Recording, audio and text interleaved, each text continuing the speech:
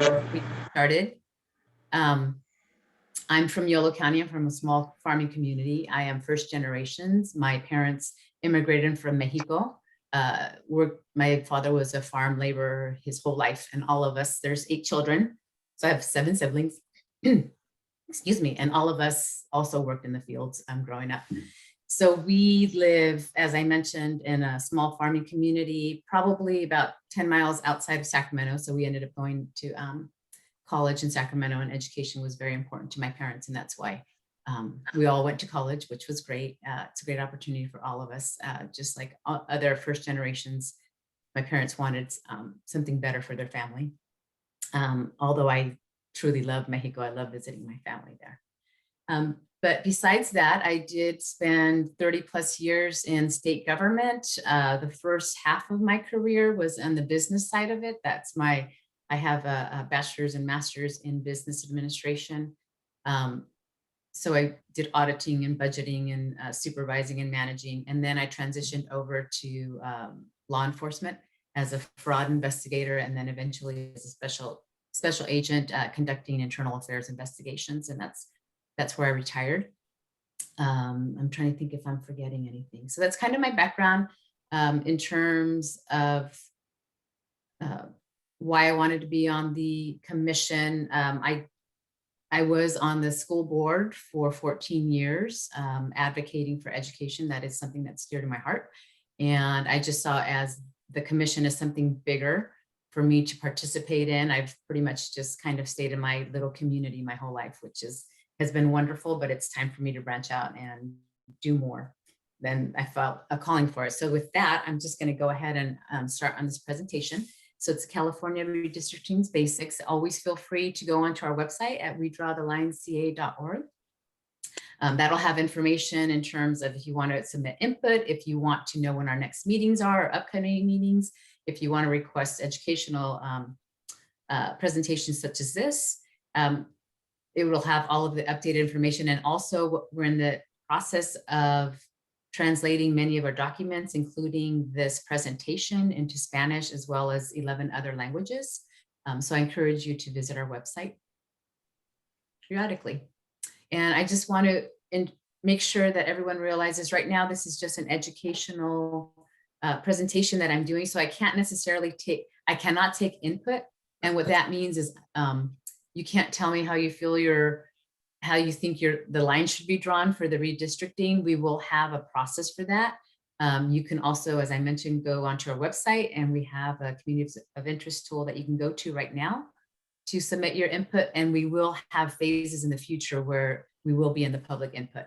But the reason I say this is by law, we're not allowed to receive any input outside of a formal commission meeting. So I thank you in advance for that. And so redistricting. I will be completely honest with you. I wasn't that aware of what redistricting was prior to 10 years ago when we voted on it in 2018. What used to happen is every 10 years, based on the census, redistricting. So we have new census information. So there's new districts for the state, California State, California Assembly, Senate Assembly, the US congressional seats, and also Board of Equalization districts. All of those districts need to, for the most part, need to be redrawn because of population shifts, because each district should try to be as equal in population as another district. And so that's why we have redistricting.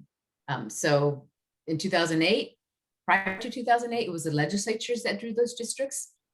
And that was, the Californians voted to have Californians, an independent Californian commission, draw the electoral districts. And 2010 was the first year we had an independent redistricting, and that's when I became more aware of it. And obviously now we're in 2020, so we are the second commission independent commission to draw the electoral districts. And as I mentioned earlier, the reason for the change every 10 years is with your census, with your population, your transfer population within the state, as well as outside of the state and into the state. And so what happens is you want to make sure that there's equal representation in terms of numbers in the districts. And that's why we need to redraw the lines every 10 years. And that's the process that we're going through right now. In terms of your voice, a major part is, and this is what we're doing now and what we'll do when we receive the public input, is your voice. And what I mean by your voice is we want to know what your community looks like. We want to know what their boundaries are. We want to know why it's important, why we should keep you together, who you should be connected next to, who maybe you shouldn't be connected next to. And as I mentioned earlier, in the past, it was a legislature. So wasn't necessarily done in the best interest of Californians and individuals. And so as we're showing here, in order to know what your communities are and know why you shouldn't be split up, it's important for you to be involved. And when I say you, it's individuals. Individuals, or as an organization or as a group, you can come forward and submit your public input to us. And what we'll do is we'll use that information as we move forward to actually do our line drawing when we get that census information. In 2010, they received, I believe, over 20,000 input from Californians. And so, of course, you know, because we're a little competitive, we're wanting to more than double that. And so we're really reaching out, trying to get to as many people and hard to reach areas, and even not hard to reach areas, just trying to get as many people involved so that we hear you. And we want you to go on this journey with us. And in terms of how the redistricting affects you, excuse me, as I mentioned earlier, power to the people, that was in 2008 when we took the power away from the legislature, when we put it into the hands of the Californians. And that's what we're here to do. In terms of championing your issues, when we hear from you, you want someone to be able to represent you, represent your issues. And that's why we want to know what your communities look like. Because the next street over may not have the same, you may not consider that to be your community, and you could tell us why or why not, or maybe they do. But as we know, issues and priorities change from one street to the next. It changes from one house to the next. It could be different from your neighbor. Also, in terms of funding priorities, you also want to be able to elect someone that has the same, that wants to champion your issues in terms of your interests, be it for funding for your schools, for your law enforcement, for your transportation, for your water, whatever the case may be, for your social services as well.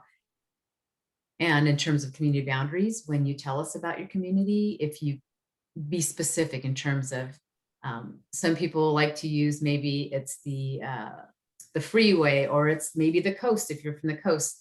I'm in a rural, very, very rural area. I'd probably actually use street names to draw my community. And if you go, I'll talk about it later. If you go on our community of interest tool, it's actually like a Google Maps, and you can actually just draw it and send it in, and it can be, you don't have to say who you are. Or you can let us know who you are. Either way is fine. And I kind of talked about this earlier, the census, road to fair representation. So it starts with the census every 10 years. Every individual, the attempt is to count every individual in the United States. So obviously every individual in California, regardless of status, everyone needs to be counted. And that's what redistricting is also. It counts everyone regardless of status, regardless of your economic ethnicity, your citizenship, your whatever. Everybody has the opportunity to provide input in California. And the reapportionment, that is the federal allocation of the House seats among the states. And that's done after the census as well. Right now, California has 53. There is talk that we may lose 1 or 2 seats because our population is not growing as quickly and as much as it was in the past. There's other states, I believe Texas and Florida, that may gain 1 or 2 seats. Their population is growing faster. And then once you have those 2 information, you get into the redistricting. That's when you draw the new boundaries that determine which Californians are represented by each electoral district. And the purpose of the whole redistricting, the independent redistricting, was to lead to fair representation. As I talked earlier, in the past, legislatures drew maps that allowed them to choose their constituents instead of the constituents being able to choose their representatives. And so it's just a little map here on the bottom. It just kind of shows the process that we go through. And this next one is why it matters. We just visually wanted to show you what could happen potentially if you don't have an independent district, or if you don't receive enough public input in terms of people's communities. It's called gerrymandering. I'm not sure if you've ever heard the term, but that's when the district boundaries are drawn in a way that give a particular set of people an unfair political advantage. And if you look at the first one on the left-hand side, this just shows the population. It's just, there's 60% orange, 40% purple. And if you look at the next two in the middle here, this shows how it can be drawn fairly so that you've got 3 orange and 2 purple in both scenarios, but it's redrawn differently. And then if you look at the far right, that's what we would call gerrymandering, where it's drawn to give an advantage. On the first one, it shows the 5 orange, so it could be drawn so that the majority of all the districts, there's a majority of orange. And in the last one here on the far right, it shows that it's drawn in a way so the majority is in the purple. And if you remember early on, it should be a 3-2, and this last one is a 2-3, so it just kind of flipped it. And so that's why in 2008, Californians voted to try to get away from all of this gerrymandering and go into this middle part, which is the fair representation. We are required by law to, in terms of when we go through our maps and we start drawing our maps, we have to go through the specific order. First, we have to make sure it's equal population. So each district must be of equal population to comply with the US Constitution. And the next one is that we must comply with the Voter Rights Act to ensure that minorities have an equal opportunity to elect representatives of their choice. The third one is that districts must be drawn so that all parts of the district are connected to each other. And this, if you looked at some old maps, or actually maybe some maps from other states, you actually have districts that jump boundaries or jump neighborhoods because they're trying to get, they're trying to choose their voters is how we like to say it. But we have to ensure that the boundaries are all connected. And the fourth one is communities of interest, and that's what we call our public input. So districts must minimize the division of cities, counties, neighborhoods, and communities of interest to the extent possible. And so that's why we're going out and requesting people to provide communities of interest. And it's not to say that you're guaranteed that your community of interest won't be split up, but if we don't know about it, then there's a higher probability of potentially getting split up. So this is our number 4 criteria. And number 5 is geographically compact. Districts should be geographically compact such that nearby areas of population are not bypassed for more distant populations. And this is more related to the density, not the shape. It's kind of related to to number 3, but it's so that it's not like this narrow little line that goes across or up and down, or maybe it's an L shape. It's more of the shape and it being the density of it. And nesting is when practicable. Each Senate district should be comprised of 2 complete and adjacent assembly districts, and Board of Equalization districts shall be comprised of 10 complete and adjacent state Senate districts. And in addition, the place of residence of any incumbent or political candidate may not be considered in the creation of a map, and districts may not be drawn for the purpose of favoring or discriminating against an incumbent, political candidate, or political party. And that is specifically written in the law. As I mentioned earlier, in terms of the state, we're responsible for the congressional, state Senate, state assembly, and Board of Equalization. And what we wanted to do was to inform you also of the various other redistricting efforts that also get triggered from the census. We have the counties. Each county has their own process. The cities have their own process as well. So they take the census information just as we are, and they see where there's been changes, and then they redraw some of them. And unfortunately, each county and each city, they have different rules in terms of how they do it. Our process obviously is very open and public. And then you have school districts. Districts also go through this process, and there's other redistricting. We wanted to make sure that we brought this forward because it can get confusing with all of the different efforts, but I also want to encourage you to get involved in as many as you can. These are all your local, your county, city, school districts. Sometimes there's the water districts and fire districts also go through processes. It can be overwhelming, but it would be great if you could get involved in all of them. And right now we're talking about the state, but it's equally important to be involved in all. Excuse me, I think I have something in my throat right now. I already talked about the history, so I really won't go through that. It just kind of tells you what came about. And again, we're the second one. We're the second commission to go through this process. We're obviously going through it differently with COVID, and it's being virtual meetings. It's good and bad. I was actually looking forward to going out into the public and getting input face to face. But on the flip side of it, I also feel that we might be able to reach more people in this virtual means that we have right now. But I'm hopeful that as soon as we can go out, we'll start going out and meeting face to face. And we just kind of noted some of the other states that have independent commissions: Arizona, Colorado, Idaho, Michigan, Montana, and Washington. And some states like to say they have an independent commission, but they aren't necessarily completely independent. We certify and approve our own maps. Some states, they have a commission that then forwards that information to their legislators, and then they decide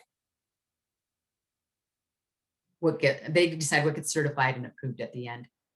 This is just, I don't want to say bore you, but it was a year-long process in terms of finally getting on the commission. It was over 20,000 applicants at the beginning, and it went through this vetting process, and the state auditor had a 3-person panel, and they screened them all down, and eventually it got down to 35 candidates, and the first 8 were like a bingo, randomly drawn. And then after the first 8, you had they selected the final 6, and the purpose for the first 8 to select the final 6 was to balance out the commission.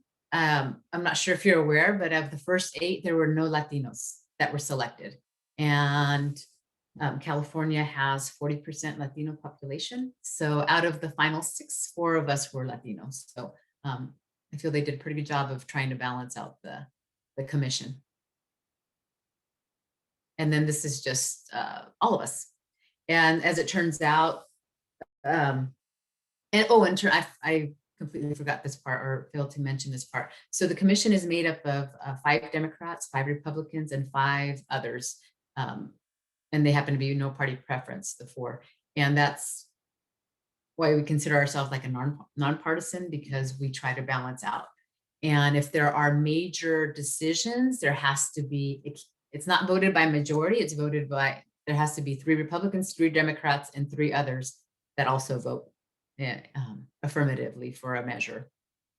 We're made up of 8 females, 6 males, 7 Southern, 7 Northern. It's just a wide array of backgrounds, and so far so good. So very fortunate. And the only way we've met, it hasn't been in person, it's been virtually. So it's been interesting. It's been an interesting journey, but we all share the same passion in ensuring that our maps are fair. In terms of what our duties are, right now we're doing the educational phase. Soon we'll start on our public input meetings. That will probably start in June. And that's when the sole purpose of our meetings. Some of our meetings will be just to get input from the public. Right now we have our business meetings. So we it's a standard agenda, just kind of working through to get to the public input stage. There's a lot. What happens is, since we're only, I like to call it active for about a year, we have to start over. So every 10 years, it's like starting over starting a new company. So it takes us a while to get staff hired, office space, have contracts in place. And so that's kind of what we've been doing for the last 6 months. And then we'll be ready for the public input. Although, however, we are already getting public input, which is great. So we'll be doing that. And then once we receive the information from the census, which we expect to receive late August, but it will not be usable to us until the end of September, we're thinking. At that point, we can start drawing maps. And right now it just shows down here below, it shows how Sacramento fits into all of the different districts that we draw for Congress, for Senate, for state Senate, state assembly, and Board of Equalization, where Sacramento would be. So it's right in there, kind of in the middle. And what we did early on was divide California into 11 zones. And the purpose was for that was so commissioners could become more familiar with the zones that they selected. My zone is D, which includes El Dorado, Nevada, Placer, Sacramento, Sierra, Sutter, Yolo, and Yuba. Many pick the zone where they live, but others, obviously there's some where we don't have a commissioner, so we just try to spread it out. So what we're doing is outreach to the different areas. I've already, Commissioner Lamont and we've already met with the different counties and some of the community-based organizations, and we'll continue to do that. And we also have staff. Oh, also, if anyone's interested, we do have some openings for outreach staff right now that we just announced. So if you know of anyone, please go on our website and share that. And also we are recruiting for an outreach director. So on our website, we'll have all the openings. So please share that information. And that will be, in terms of the outreach, there'll be field analysts. We'll have one for North. We'll have a field analyst and a lead and a support. So I encourage you to please pass on that information. And communities of interest. Excuse me. Community of interest is a concentrated population which shares common social and economic interests that should be included within a single district for purposes of its effective and fair representation. And we do, provide examples in terms of your culture. It could be where you work. It could be transportation. It could be, what was one that I came up with the other day and I can't remember. Oh, for me, it could be my farming community. It could be, and you could actually have multiple communities of interest based on, I could draw one for my work, or I could draw one for where I live, or I could draw one maybe for my social side of it, or for my cultural, or maybe my faith-based. And also individuals in your home, you could all have different communities of interest. So again, I encourage you, not only you, but to spread the word to others in your home, and your friends, and your contacts. Yes, and I just want to make sure you understand communities of interest. It's not the same as a district, but they are key building blocks of a district. So I kind of like to say it's kind of like a Lego. It's one piece of what the end product's going to look like.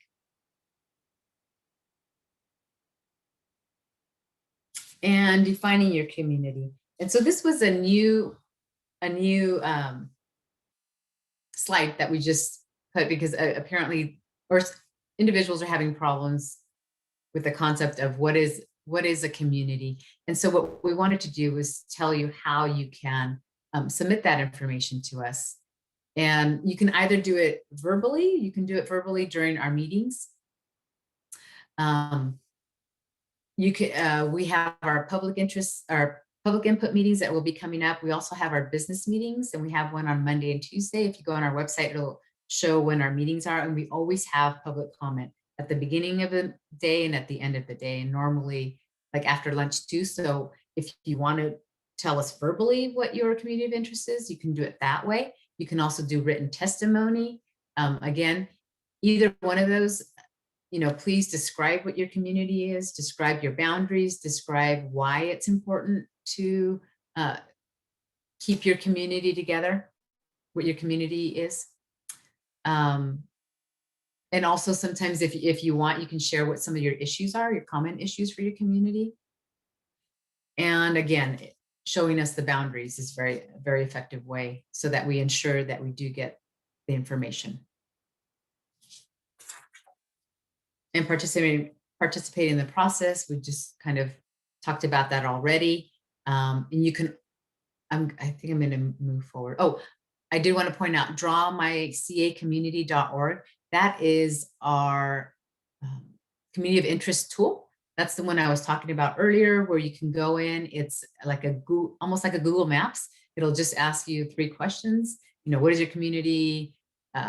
Why does it need to be together? Who should it be next to? And you can literally just draw it like you would a Google Maps and submit it. You can submit it anonymously, or you can actually attach an email to it, and then you can get a copy of it. If you do your email, it'll send you confirmation that you submitted it. And then that goes direct to our statewide database that we then use when we draw our maps. Again, ways to provide input is our mapping tool, our community of interest mapping tool, which is at Draw My CA Community. And eventually we will have the same type of tool available in paper, and we will translate that into different languages as well, and that will be on our website. We don't have it finalized yet, but it's coming. Also, you can provide input by going to our website at wedrawthelineca.org, and you can draw and then click on Draw My CA Community icon, and that'll take you right to our tool, the tool up here. You can also email us at votersfirstact@crc.ca.gov. So you can email us your information. You can attach something, or you can just, in writing is fine. You can also leave a message in our phone and by mail.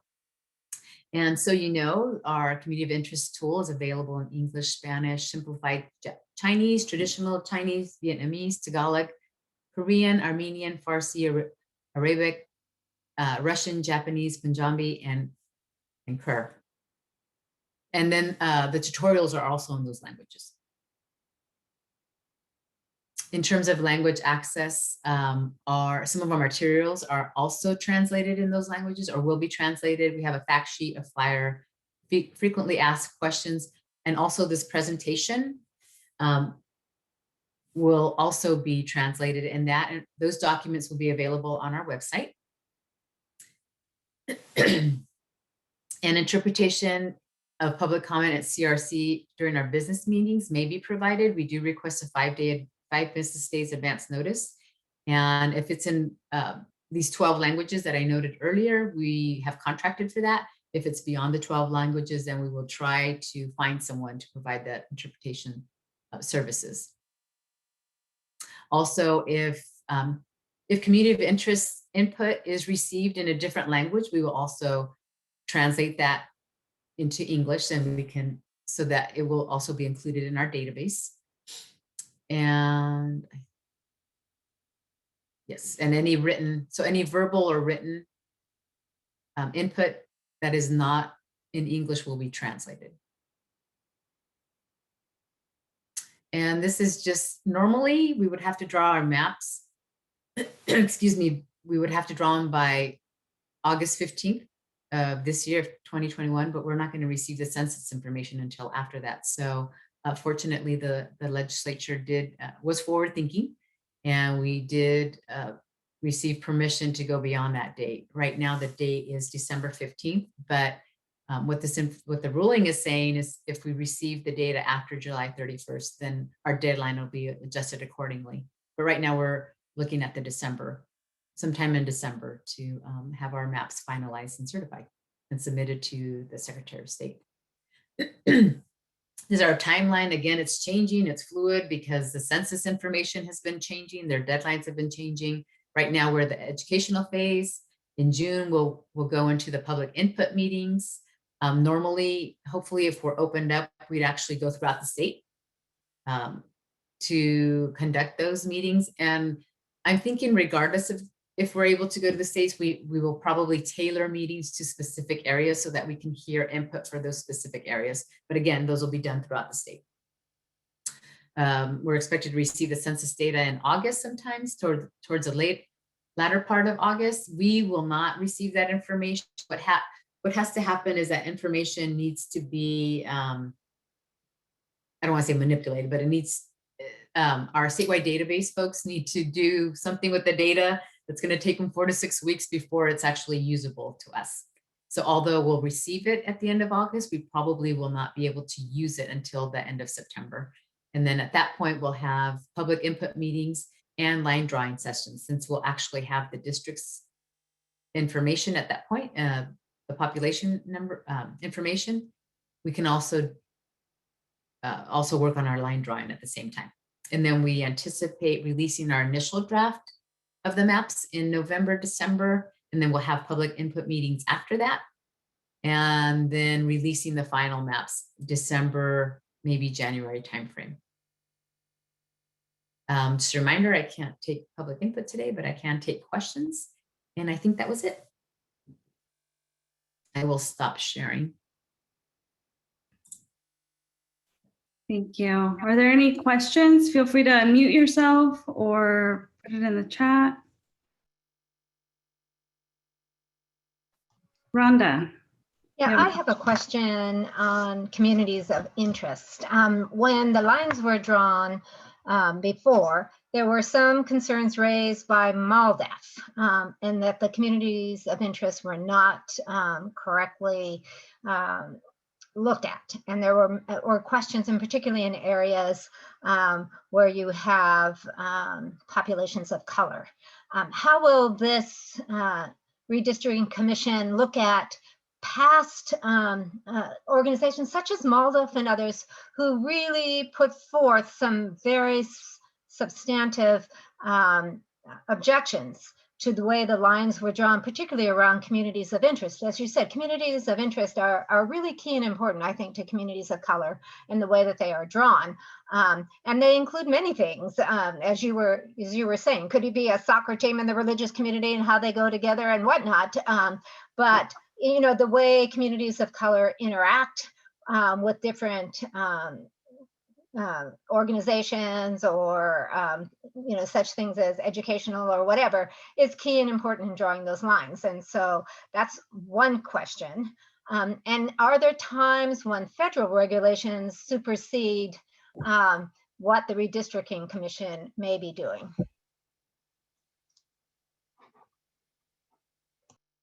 Thank you, Rhonda, for that. I was actually going to try to go back to my one of the slides.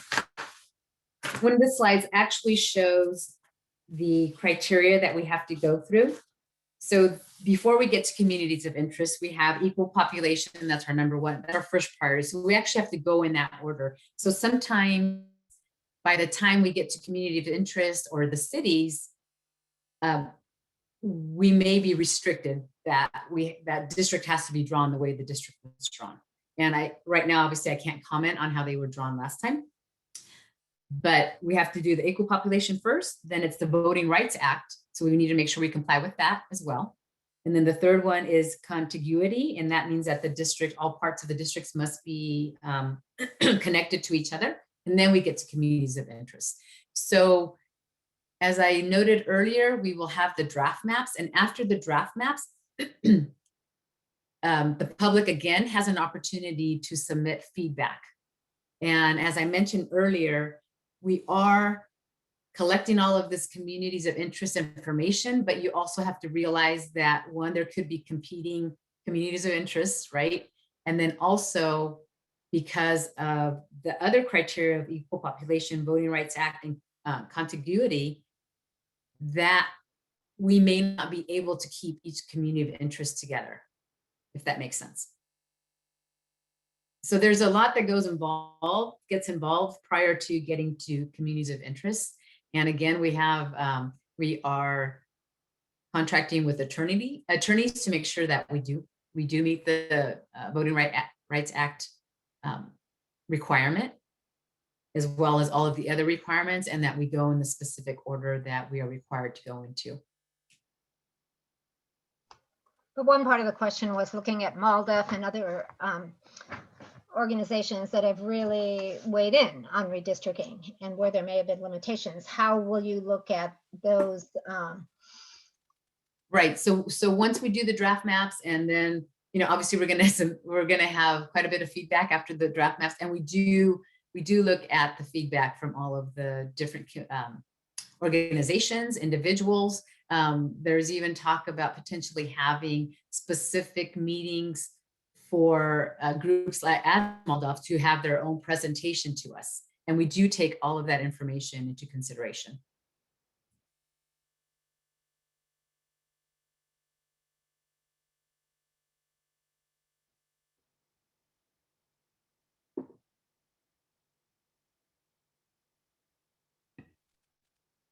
Okay. Any other questions?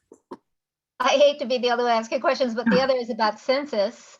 The census was very tough and very difficult, given that immigrant undocumented communities were very fearful to answer the census.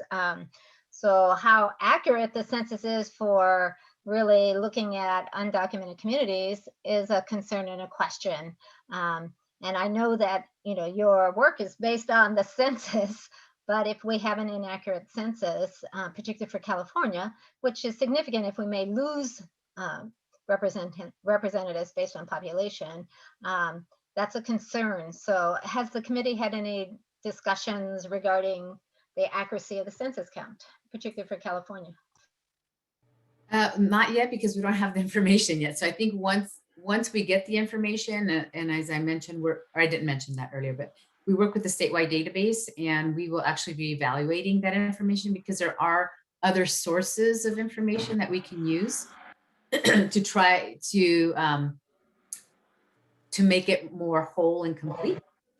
So yes, we are well aware of there may be issues, but again, we won't know to what depth until we actually receive the information.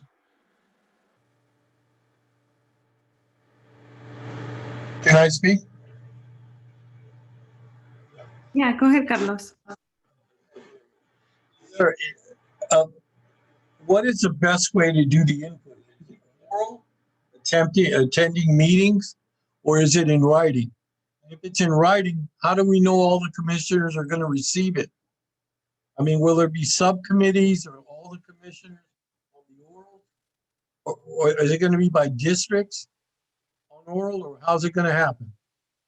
Okay, so I'm hoping I caught most of your, I don't know if my audio is off, but I'm hoping I caught your questions. The best way is just to get it in. Probably the easiest translated would be through our communities of interest tool, but you can do it in writing. And what's going to happen is, if it's in writing or whatever format it comes in, it gets inputted into our communities of interest tool. And that information, then the commission will be using in public meetings. All that information will be used. I'm trying to think of, if you can overlay like a map of California, and then you would have all of these public interest submittals. So all of the commissioners will see the input that was submitted, because it will be in our database. Does that answer your question? Thanks a lot. I appreciate it. No, it will. Every input that we receive, regardless of if it's oral, if it's in writing, if it's in a different language, it will all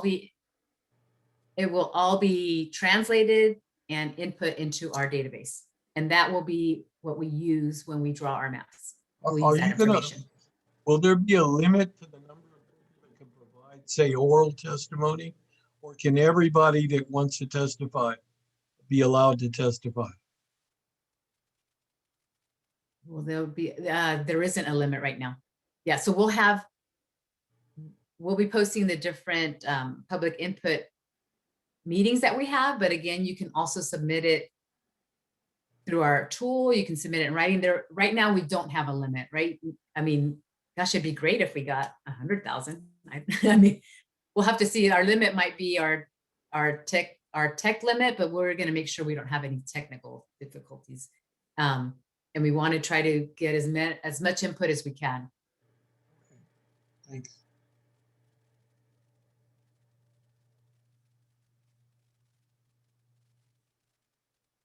Is there anything you can share about what the public input meetings and the drawing of the lines will look like?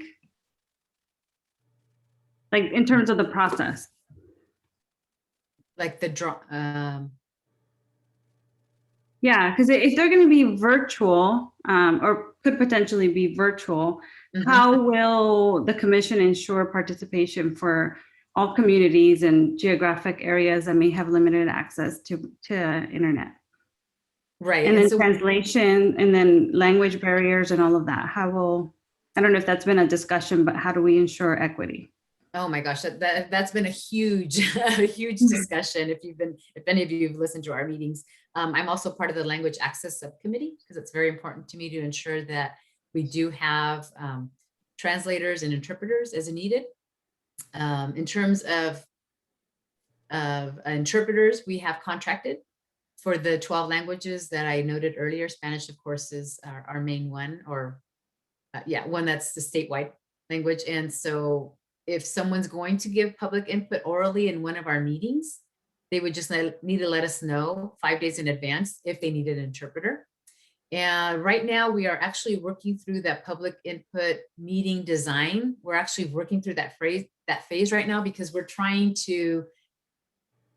also trying to figure out how is this going to work virtually. Right now, when we have our meetings, we have our public comment sections. And so anyone can dial in and provide public comment at that point.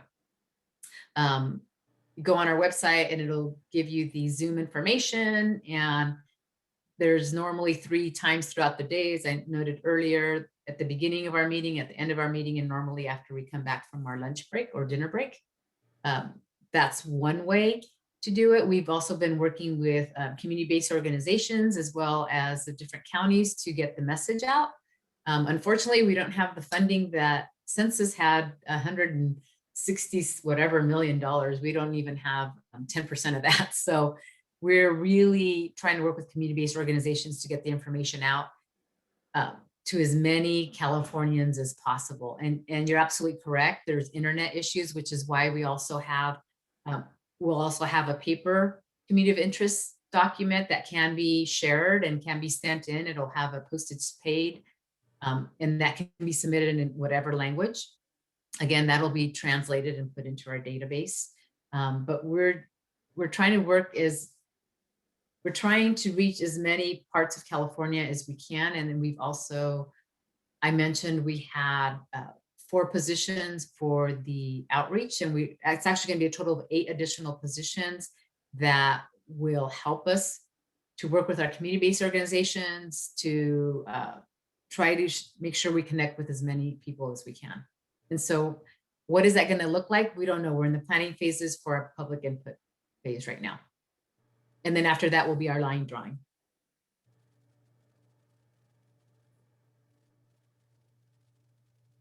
Thank you. I actually have a follow-up on the funding piece. So I was listening to a podcast that talked about, and I can't remember the foundation, maybe it was a James Irvine Foundation that provided a lot of the funding the last cycle. And so how does the commission plan to fill that gap? Yeah, I think last time was it the Irvine Foundation, I think, that got that in. One of them. Something like that, yeah. In terms of the funding right now, I believe it's $2 million. And right now we have a grants subcommittee that's looking into that in terms of how we're going to move forward. What we're thinking, what we adopted was to award one grantee who then subgrants that out statewide in order to develop a partner base, and then have those community-based organizations reach out to their communities. Did that answer your question, Mariana? Yeah, that's helpful. Thank you. And I also got a direct message right now about another question is, will the delays in the data affect the election calendar year? That's a great question. We just had a huge discussion at our last meeting. We'll probably continue on this week. That, yes and no. We are working with other affected entities to see how the delay in our maps will impact either elections.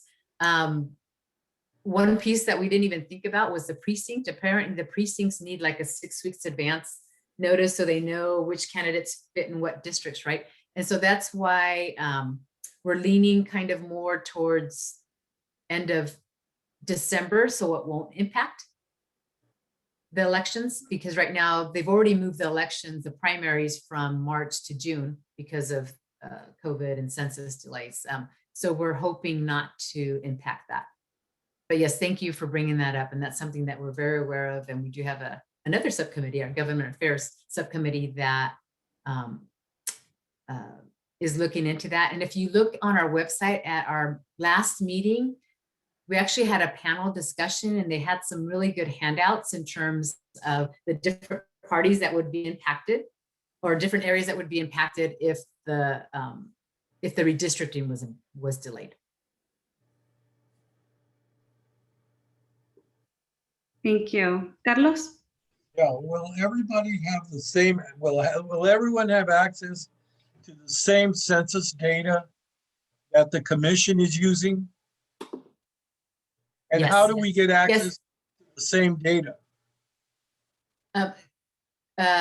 Carlos, if you go after we receive the data, it'll be uploaded into that communities of interest tool, and you can see it there.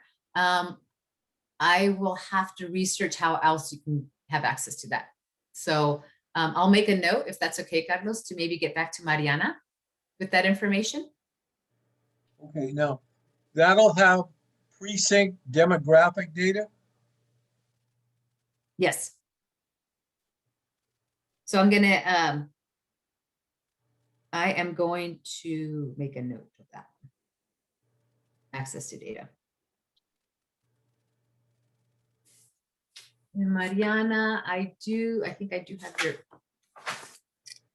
have your contact information, so I will email you, okay? If that's okay. That works, yes, thank you. And I'll make sure to get that to you, Carlos. Okay, Thank you.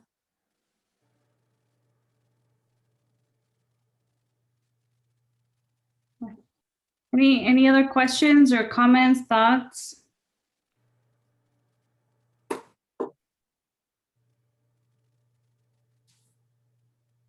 No, I think that's it. Can you share when is your next meeting? The next meeting is Monday and Tuesday. So we have meetings Monday, Tuesday, 9:30 to 4:30. Tuesday is 1 to 8. And then we actually have our Wednesday meeting, is our public input meeting design, is from 4 to 8 o'clock. Yes, so I welcome you to listen in if you have that much time. That's great. We love to hear from you. You know, Mariana, I have one other question. You know, one of the things with the redistricting is that there are online tools to help people draw district lines. And in creating those tools, will there be sort of educational opportunities to inform people how to do that kind of online district, so that can help them, particularly with communities of interest and other things, on how we can have a more equitable drawing of lines? I know you're doing a lot of work with equity, which is really important, and I applaud you for that. I think that's key. But the visual representation with these online maps is sort of helps people understand how districts are drawn and how they can be more equitably drawn, if I can say. And so that working with civil rights groups, whether they be in the Asian or Latino communities, I've seen great efforts to say, let's look at what has been done in the past. I mean, we've seen redistricting efforts by, like, Kern County was sued because of its inability to enable Latinos to vote equitably. I mean, that's not an uncommon thing in California. Monterey County for a while was under the voting rights protection. So we've seen abuses, particularly for people of color. So those online map tools that, not taking over your work, but helping people to understand the process, will that opportunity be created, particularly here in this area?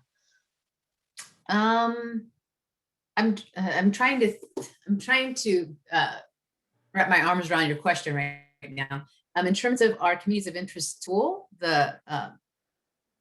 as I mentioned, it is in 12 different languages, and it also has a tutorial on how to use that tool in the 12 different languages. But Rhonda, if I'm understanding your question correctly, that would be a separate discussion in terms of the equitable. I think that would be where the community-based organizations submit their own, or they go out to their constituents or members, and they educate. You provide that education to them. Does that make sense? And also, you can also request to have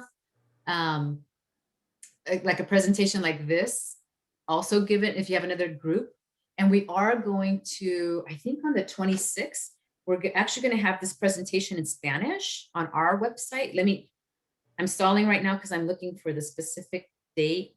They just notified me that it's going to be in Spanish on April 26th at 5 p.m. We're going to have this presentation in Spanish on our website, on our commission. Right after we have a full commission meeting that day. And so right after that, we're going to have the presentation in Spanish. That'd be a great time to maybe get more involved. Yeah, and my question was really about the map drawing. So it really helps people understand the map drawing. When they make those meetings about the map drawing, to really enable the community public hearings to know what those map drawing lines are about and how they can use online tools to help them draw a visual representation of the community or what they think the community map lines could be. So it creates a more informed community about those map lines and how they're drawn and the ways that they can have a better understanding of inputting their opinions and based on data into your subcommittees on those. So it's trying to create an informed community, also trying to really look at equitably across, if that makes sense. Mm-hmm. Yeah. And again, it would be on at this point, it would be our communities of interest tool. Eventually, when we do have the census data, that information will be uploaded to that as well. And that's where they can go to draw those maps. Again, it's going to be in the 12 different languages with a tutorial to help them walk through the process of drawing their maps. And once we start our line drawing sessions and once we submit our first draft maps, and at that point, that's a great opportunity to take a look at the maps and then provide feedback on that before they become final. Before, it's going to be a draft map, we'll make changes to it. So it's not like it's draft and then it's final. It's going to be draft. We're going to receive input. We're going to have meetings after that to receive input and feedback on how our maps were drawn. And then I'm not sure if we'll have another set of draft or we'll just go final. Thank you. Thank you.